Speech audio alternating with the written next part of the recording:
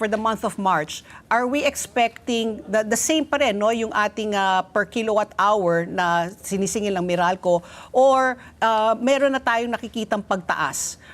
Status quo ba tayo ngayon at buwan na ito, o too soon to say? Well, for March, wala pa yan. Yung full impact kasi nitong Middle East crisis will be felt April. Sa April. I think no less than the DOE, through our good Secretary Sharon Garing said, we can expect a 16% increase, di ba, sa price.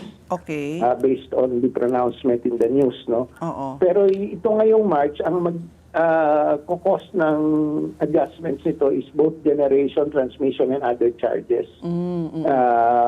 Hindi pa papasok dyan yung Middle East.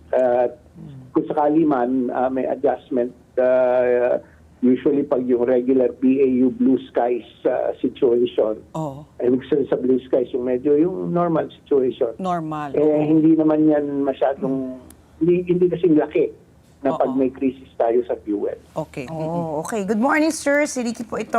So, ito nga po, bago pa po pumutok yung gulo dyan sa Middle East, ina-anticipate na po natin nga yung supply ng kuryente dahil magsa-summer na, pait na ng pait. Pero ngayon, dahil nga nagkaroon pa ng additional factor, we factor in the crisis in the Middle East now, at hindi na ito bago dahil nga dati nagkaroon na po ng gera dyan sa Middle East at nagkaroon din ng epekto yan sa supply natin ng kuryente.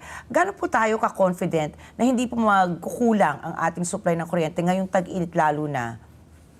Meron pa naman kasing stockpile yan, Ricky, no? Ibig sabihin, meron pa naman supply yan na nakatabi.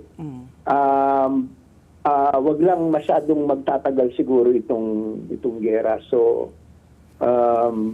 we're praying that cooler heads will prevail and eventually there will be at least, hopefully, dasal natin cessation of hostilities there kasi the more this crisis extends, then that is going to be really a problem as far as supply is concerned dahil hindi makakadaloy ng matiwasay yung mga tanker Ang problema dyan pinanggagalingan yan Middle East, yung mga fuel depot nila pinasasabog So